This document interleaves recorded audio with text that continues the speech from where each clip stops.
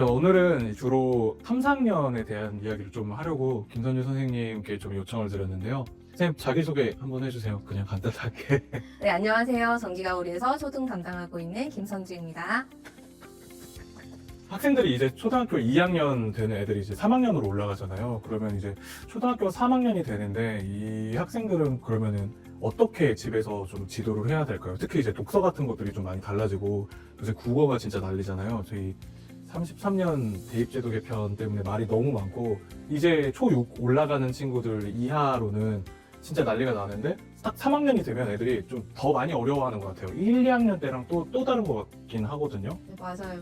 모든 학년마다 다 중요한 시기라고 하고 그렇긴 하지만 뭐 수학도 예를 들어서 3학년 때 수학이 갈려 그런 얘기가 있고요. 사실 근데 국어만큼 그런 분야가 정확하게 나뉘는 분야가 또 없는 것 같기도 해요.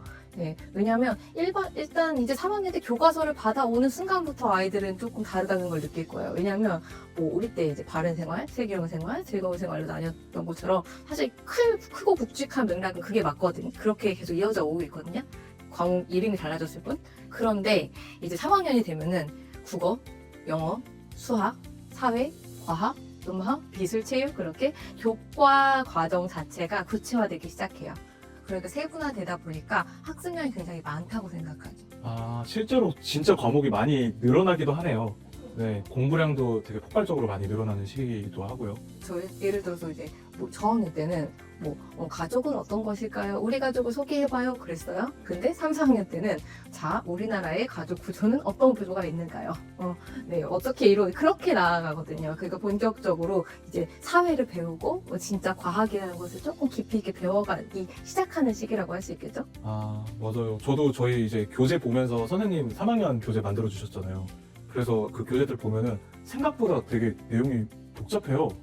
저는 이렇게까지 3학년이 복잡한 내용을 배우는지 잘 몰랐거든요, 사실. 사실은 우리 책은 조금 더 깊이 있는 생각을 하려고 제가 그렇게 만드는 거기도 한데요. 실제로 아까 말씀드렸다시피 그 단편적인 질문이 아니라 조금 더 세분화되고 자기 생각이 들어간 그런 글들을 쓰고 글들을 읽기 시작합니다. 네. 또 조금 더 궁금한 게 그러면 이제 국어도 사실 학생들이 국어적 역량, 그러니까 뭐 저희가 이제 문해력이라고 이야기하잖아요. 그런데 이제 텍스트의 내용을 잘 이해하느냐? 저는 애초에 이게 좀 문제가 될 거라고 생각은 하거든요. 근데 그러면은 지금 이렇게 3, 4학년 교과 과정이 굉장히 1, 2학년 때와는 많은 다른 특성을 가지고 있다면 이게 또 어떻게 문해적 능력이라든지 혹은 그 지점을 역량을 끌어올릴 수 있는 독서에는 어떻게 적용될 수 있는지 좀 여쭤보고 싶거든요. 이제 준비하는 학생들의 이제 학부모님들 고민이 많으실 것 같아요. 이렇게 어려워진다고 하면 어떻게 해야 될까? 사실 그 3학년 때는 이제 우리가 저학년 동화라고 하고 이제 최근에는 이제 중학년 동화라는 카테고리가 더 생겼거든요. 그래서 확실히 텍스트가 많아졌어요. 그렇다는 것은 재미있는 책으로 그 텍스트의 양을 소화하기 시작해야 된다는 거예요. 그래서 아주 재미있는 동화, 생활 동화 같은 거로 시작해갖고 아주 스토리가 재미있는 책을 자꾸 읽어 나가면서 책이 정말 재미있구나. 사실 실제로 근데 텍스트가 많아진다고 더 좋아하는 친구들이 있어요. 왜냐면 이야기가 단편적이지 않잖아요. 아, 그쵸. 훨씬 복잡하니까. 친구들 이제 부모님이랑 드라마도 많이 보고 그러는데 확실히 두꺼운 책을 읽으면 그만큼 이야기가 복잡하게 전개되기 때문에 훨씬 재미있게 읽는 친구들도 있어요. 그래서 재미있는 책으로 접근하는 게 중요합니다. 예, 그리고 또 하나는 이제 교과 내용을 학교에서 배우고 왔으면 그 내용에 대해서 조금 더 궁금한 점 찾아서 비슷한 내용의 비문학 도서를 같이 읽는다던가 하면은 이제 아는 내용을 읽으니까 조금 재미있게 접할 수 있겠죠? 아, 그래서 저는 진짜 이게 어려운 게 사실 저희 2학년을 수업하시는 분들도 계시잖아요. 1, 2학년 독서논술도 있긴 있잖아요, 시중에는.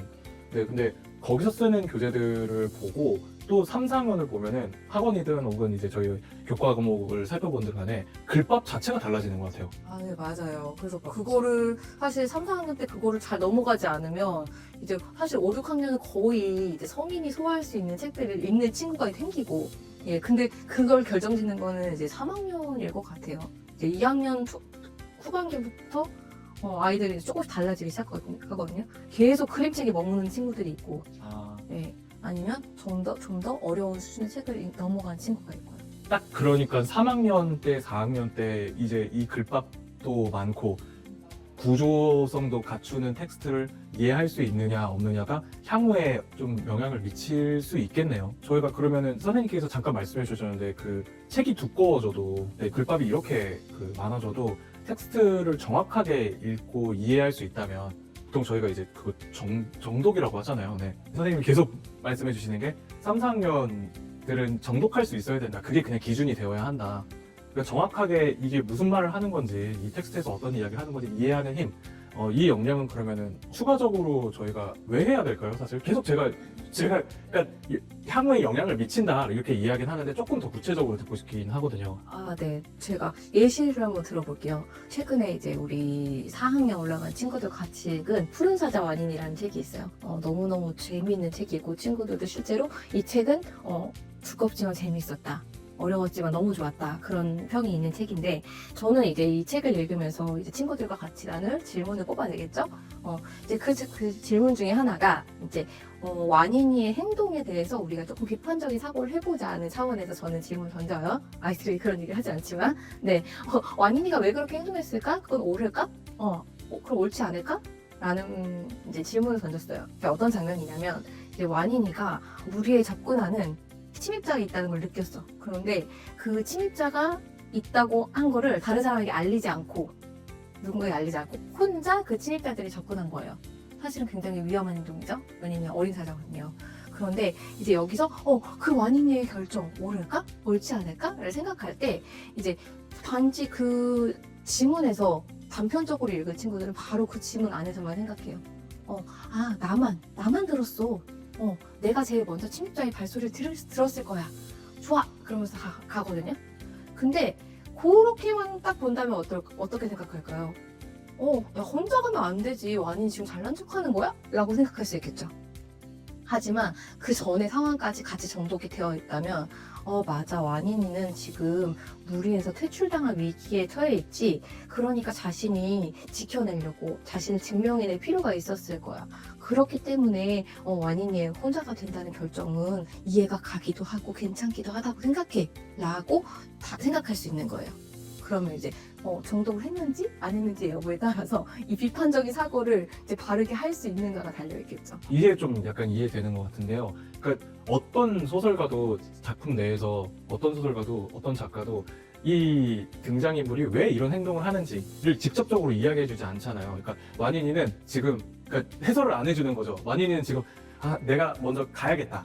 나만 먼저 침입자의 이 발소리를 들었어. 그러니까 내가 먼저 가서 확인하고 무리해서 인정받아야지. 이런 마음을 가지고 있었다. 이렇게 아무도 해설해주지 않잖아요.